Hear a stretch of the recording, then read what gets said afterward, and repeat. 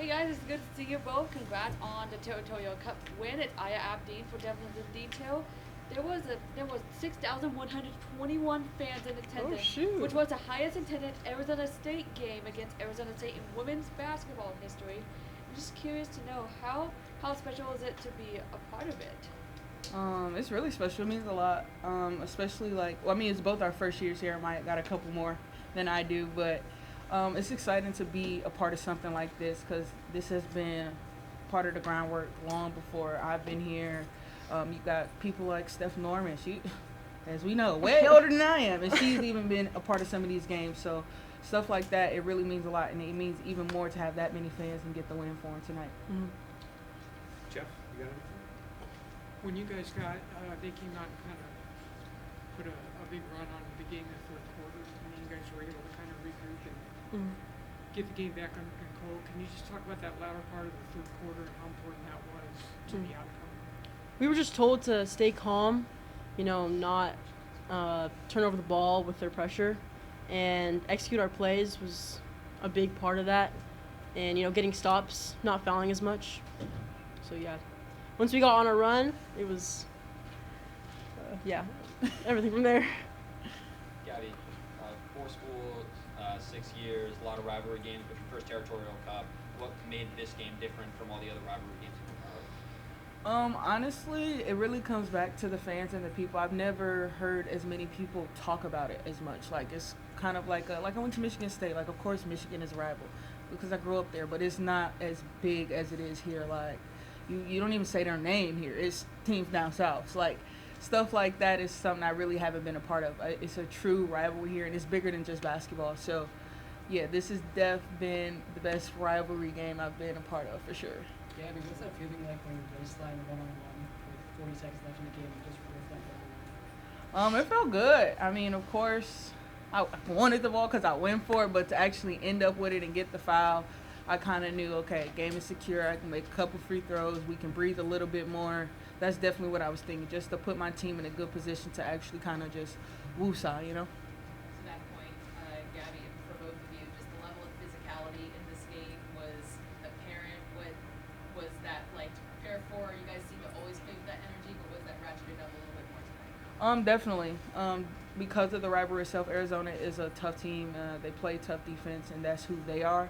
But we knew they were going to play 10 times harder against us because of what this game meant. So we were prepared and ready for it, and talked about it as we prepared for the game. So nothing new, but definitely heightened for sure. Speaking to that steal late in the game, Amaya, you went over to Gabby and started hyping her up when she was on the floor. What does that team chemistry mean in a game like this? It's everything. I feel like the more you're together, the more you have a chance to pull out the win. And, that just hyped me up to the max because we needed that stop, and she got it for us. And Gabby, when you talk about, I know you guys started out pretty good on a run, but that third quarter, when they went on a run, Coach always talks about it being a game of runs, but how animated was she in that timeout when she called it in the third quarter? As animated as you would think, but just the same along the lines, like you said, it's a game of runs. Let's not get frustrated, but making sure that we knew, that meant nothing. It's going to happen. Now it's time for us to go on our run, and I feel like that was the biggest thing she was preaching more so. Now it's our turn. And we came back and responded very well. What kind of atmosphere do you guys expect down at McHale? They said they get that kind of crowd every night, so what do you expect when they want revenge in a couple weeks? Hopefully they bring a little bit more because they going to need it. Oh, shoot. Getting back to that point on physicality, you guys had 8 more offensive rebounds than them. Now at 5 on the road. Getting those extra possessions, what does that do for you guys when maybe the shot doesn't go down, but you get that second accomplishment? It just gives us an extra possession. Us getting those type of rebounds lessens their chance of scoring and gives us a better chance, and that's what we look at Elle to do. I'm not going to lie, I didn't know she had 5, but rebounding is a part of her job, and happy that she did her part tonight. That's good to hear. I got to hype her up on that. That's what's up. You had 4 players in double figures and 2 double-doubles. It seems like this is what Ollie's been saying, to try to get to the point where you're getting back to balanced scoring and, more than Gabby and Rackets, you know what I mean? And that seems like you guys did a good job of that tonight. Yeah, for sure. Everybody has a role, and I feel like as long as everybody is shooting confident and things like that, then to heck with it, shoot the ball. And tonight we had people that were shooting their open shots, rebounding very well, and stuff like that pays off. You never want to be a team that only has one or two people that scores the ball. Like, of course, it's good to have that consistency, but it's always a great night when everybody's involved. When you go up against that zone early in the game, what's the sort of process of trying to figure that out and progress as they throw that defense at you? We kind of expected it. A part of the game plan. They were either going to go man or go zone, so I feel like we were ready. Honestly, it was just a little bit louder, so we couldn't really hear. But other than that, we were definitely prepared for them to play some zone. Looking back at Elle, what would you say are just some of those main things that just her main contributions and what really makes her a special part of this team? Her rebound and her toughness, no matter what, I feel like Elle responds very well, whether it's us saying we need more or it's telling her good job. She responds very well, and that's somebody that we look at for sure. So she has to lead the way for, you know, people like Marty and people like TG, and I feel like she's stepping up to the plate very well, so I commend her for sure. There was also two players who recorded double-doubles tonight, which was Brackens and Carrera. How crucial is it to have them in the front court, especially when they don't stay in foul trouble, and how does it lead to success? Hopefully they see how important they are, how useful they can be when they're not in foul trouble. I feel like we are on them a lot about that, making sure that they're not in foul trouble, but a double-double from the both of them is what we want. We had a good night in Tempe, which we did, got the dub, and it's because of numbers like that and team play for sure. We'll have Coach make an opening statement, and then we'll go. Opening statement. If you don't like that, you don't like Sun Devil basketball. So it was fun. Doug had given me a stat. It was 1,148 days till ago that or until ASU had won that rivalry game. So it was just a gutsy game. You throw records out the window. You throw everything home and away out the window. There was going to be a game of momentum when they hit theirs. I'm glad we responded. We could have easily crumbled, but in that timeout, they regrouped. You could see some confidence in their eye, and we came and swung back. So proud of the resilience, proud of the back and forth fight. This was a good bounce back one for us. Hey, Coach. It's good seeing you. Congrats on the win. It's Aya Abdi for Devils in Detail. Arizona State had 6,121 fans in attendance, which was the highest attended game against Arizona in women's basketball history. I'm just curious, what's it like to do something for the first time in your first season where Arizona State has a storied history? I mean, that attendance number is a flex, right? Yeah, no, that's not about me at all. It's about the people around this program that believe in it. There's so many people behind the scenes, and I wish I could spout out all their names, but that'd be a list of 100 plus. And I think our girls understand that, and they're very grateful for those that are pouring into the program. So whether it's tickets or facilities or concessions or band cheer dance, everyone's bought into this. And to me, that's a humbling moment and a very proud moment and a very exciting moment that we can build on that. Coach, what was the biggest challenge during the first half? The refs let you play. Each team only had 8 free throw attempts. And then the second half, they were calling everything. What was the biggest challenge? Yeah, part of that is just adjustment. You know, I thought we got a little overzealous by trying to make a play when we just needed to keep them in front. Those are learning opportunities. I can't wait to get a hold of this film tonight because we can go back and learn from this game. And you have to adjust through game by game, how officials are calling it, quarter by quarter, play by play. There's a game within the game. So at one point, if the fouls are a little skewed, you need to be aware of that and play clean. In the opposite way, if they haven't called a foul very often, you need to go put someone in the rim and be strong. So it's just adjusting and kind of having that basketball IQ also. How were you guys able to kind of weather that storm at the beginning of the third? With our defense, just rely on our defense. I mean, they were scoring and we weren't scoring, so that was the problem. Now, we'll go on droughts where we don't score. That's just this team's nature is to get stops. So if we go on droughts where we don't score, we have to prevent the other team from getting back-to-back buckets. So we usually say 3 stops in a row. So during that timeout, we reset. We say, okay, we need 3 stops in a row. That's our goal right now. So kind of compartmentalizing the game a little bit. There's not a 7-point play that can bring you back in the game. Just get stops. And then eventually we'll see the ball go in the basket for us. But it's just about getting stops. How animated were you in the timeout? Was I? I don't know. I blacked out. What happened? No, I mean, this is a passion-filled game. And I mean, I already bring a lot of energy and juice, and it's our edge, but you feel this. I mean, I've had long talks with a lot of alumni the past few days. Charlie, I mean, I gave her a hug so much she got a little makeup on my shirt, but she's been awesome. I had her in the huddle talking.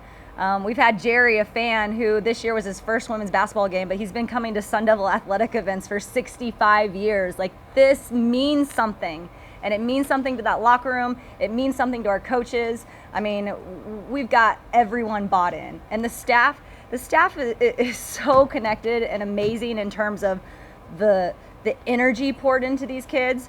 Glove had this scout tonight, and I know he wanted this one bad, and we did a really good job in prep, but also we focused on us this week, and we got to have that fine contribution and that fine line of too much prep or too much us, and I thought we did a really good job of prep this week. At the end of that day, when you turned that crowd and you started hyping them up, when the final buzzer goes off in a game like this, what's the thoughts that sort of go through your mind? Thank you. That's the only way I can thank them, right? I wish I could go fist bump and hug every single 6,000 plus of them, but that's just a moment of like, I'm so gracious for their support, and it was fun. Everyone in the crowd, I hope they come back Saturday when we play K-State, because this is fun basketball. And rivalries aside, this team's going to play hard every single night, and I think fans can appreciate that. Coach, you have won your last 35 games dating back to the 2023-24 season. How crucial is it to have home court advantage from the days when you were at GCO to now being the Division I head coach for Arizona State? Yeah, 6-man is big time. I don't know, Doug, what was the stat? We hadn't played at home in 4 times in 57 days. 4 times in 57 days. So it's big time when you can get back home, get into a routine, play in front of your fans. We love the home court. So to have these 3 in a row are huge for us. Jeff? You played so many close games this year. When the third quarter reversal, their third quarter momentum was going on, how much do you think that was a factor in your team maintaining their composure and then all the way through the fourth quarter? Yeah, I really think the games we've been in prepares us for the next one, especially if they're tight. I mean, as coaches, we're locked in, we're lockstep. The players, they've been there. You can't get too high and too low in those moments. You got to steady the ship and then put some pressure on defensively. But those games that we've had where they're single digit, and I think we're like 6-1 in those now, I think that's a testament to our coaching staff to be prepared in those. They do a good job of time and score in situations. We do end-of-game scenarios based on how the team has defended in the past or plays they've run in the past. We run through those, and our scout coach is always really, really good about knowing those. So we feel comfortable in those situations because we've prepared for them. Mike, this is your first matchup against Becky Burke. How would you assess the chess match between the two of you, and what it's going to be like, do you think, to go We're back? both a little fiery, huh? I think that's a good thing. The player comes out in you. If you can't affect it directly on the court, you just pour into your players with passion and energy and competitiveness. So Becky's going to do great things. She's doing great things. I really admire what she's done with her program. I think they're one of the hardest playing teams in the Big 12. So she's got that thing going, and she's going to continue to do that. She's an amazing coach. You said you talked with a lot of alumni. What are some of the things you heard from them? Oh, this whole string. I mean, Steph is an alumni, Coach Norman. So they have this whole group text. And today, Steph read them kind of one by one. And it was, tuning in ESPN, I'm in there in spirit, wish I could be there, forks up. It's just so infectious when you have this rivalry game. And so many people are tuned in. So many people have a stake in the game. That it's been really fun to hear the hype and the buzz. And I think that's good for our kids because some of them don't understand this rivalry. So I will give a little shout out to Michaela Moore. She is injured, so she's not playing right now, but she did a one-sheeter on the history of Arizona State rivalry and left them at the lockers. No one asked her to do that. She did this on her own. Here's someone that couldn't directly impact the game, but she wanted to be a part of it in a way. And I just thought that was so cool. I mean, she had things on there that I learned that was new. So it was really a great team effort. Even those that couldn't be out on the floor wanted this one bad. Y'all hit 19 of 21 from the free throw line. Yeah. How did you see that kind of presence of mind when getting to the line, especially as a fire? Yeah. Hey, if we can shoot them, we're pretty good, huh? And we needed every single one tonight. So there's a toughness factor, but then when you're going down and it's, you're getting banged and bruised and pushed. Now you got to compose yourself to get up to the free throw line. So we do pressure free throws a lot in practice, and hopefully those are paying off. But I also say, you know, hey, you can coach free throws on your own. So if you're missing free throws, get in the gym. Get in the gym, you get your confidence in the gym, just go shoot them. And I think a lot of them are stepping to the line with confidence because they've put in the work themselves as well. Coach, you know, talked about Elliott recently. What did you see from her down the stretch? Yeah, you guys forget she's a sophomore. She's still a baby. And so she's maturing. Her best basketball is ahead of her, but we're using her right now, and we need her to be an inside presence. She is totally coachable. I mean, I'll get on her and I'll give her a look. I need you to bury Elle. And instead of, I got you, coach. So when you have a coachable kid mixed with that heart and passion, and she's young, but she's willing and able, I think that's what makes her special and effective for us. Coach, going back to Becky, you guys were kind of hired around the same time. Just when you factor in recruiting and other stuff like that, how important is it for you guys to get off to a fast start in this rivalry with you guys? Yeah, well, I also think that, you know, it's good for women's basketball. I mean, it's awesome for the community. Look what the atmosphere was tonight. But rivalries are great for women's basketball. So this one's going to be long-standing, back and forth. Like I said, everything's thrown out the window when you play a Becky Burke team, but especially when it's Arizona State. So it's just great for the game, and I'm glad we play them twice because it is good for the game. Coach, did you roll out any special packages for today, or did you just game plan it like a regular game? We had a couple wrinkles with how they defended. I thought we didn't handle them blitzing the ball screen early, but late we kind of had that short roll when they trapped, and then we were able to play out of it. We did have a theme because we knew they were going to kind of junk it up a little bit. It's what they're known for, trapping ball screens. So we said, keep calm, be strong, and find a friend because someone's going to be open. So we had that practice motto for the past few days. Coach, when they opened up their defense in the first half, they extended it, and it left a lot of driving lanes. I noticed at least 4 or 5 drives from guards from the top of the key, just all the way untouched. Matador defense by Arizona. What did that mean as far as, were you expecting that, that they extended defense that much? Yeah, they try to fight the touch. So what that means was someone's breaking open from the wing, they try to deny, kind of get on top of you. So it allowed some passing lanes. I thought we got a little stagnant early. There was one timeout, we said, throw the playbook out. We need you to go score. So kick it up to Gabby. If Elle's open, hit Elle in the post. If not, let's swing it and get ball movement quicker and try to penetrate those lanes a little bit sooner early in the shot clock and see if we can get a domino effect from that. Coach, can you talk about Elliott's response following Cincinnati, where she had that big play later in the game, then this game, getting that steal and putting up 22 points? Can you talk about her? Yeah, that's a vet for you, and I'm really proud of Gabby. We have these unspoken kind of meet-eye connections, and I could tell she was ready for this game. You kind of have to flush that and have a short-term memory, although you have to learn from it also, and she did. I mean, that was an upset kid in the locker room, and you felt for her. It didn't have to come down to that one play, and that's what we kept telling her. But for her to bounce back and have this intensity, it was nice to see. Coach, kind of going off of that, like, how important has Gabby's steadiness been all season? Obviously, not just in this game, but, you know, as a leading scorer, as someone with probably the most experience on the team, just being a leader in the locker room and playing with boys, never getting too high, never getting too low. Yeah, I mean, you said it. She doesn't get too high and too low. Sometimes I ask her to give me a little bit more juice, and she'll appease me for a while, but I think that calmness is sometimes what this team needs. She is understood amongst her teammates as someone that can get the job done under pressure. If we need a bucket, she's also really buying into the defensive end. She had some assignments the past couple games where she's shut down some shooters and done a really good job for us. So she's been reliable for us. You guys had 8 more offensive rebounds in this game, leading to 11 more shots. When maybe the shots aren't falling like in the third quarter, how important is that one extra possession that you can get to the line? Yeah, you have, like I said, you have these moments with these players, and I remember specifically saying, Brackens, go get me an O board. Because that's where you can score, right, at the rim. If there's a lid on the bucket, either one, get to the free throw line, or you've got to shoot it in layup land to try to get shots. And she had that one nice offensive board that sparked us. And I will compliment Brackens. I wanted to see a little extra from her too. And she turned it on there. Here's a forward tipping from behind, sprinting back in the play to save a possession. Here's Marley on a clear 2-on-1, coming out of nowhere and picking off a pass. Like, that's who we are.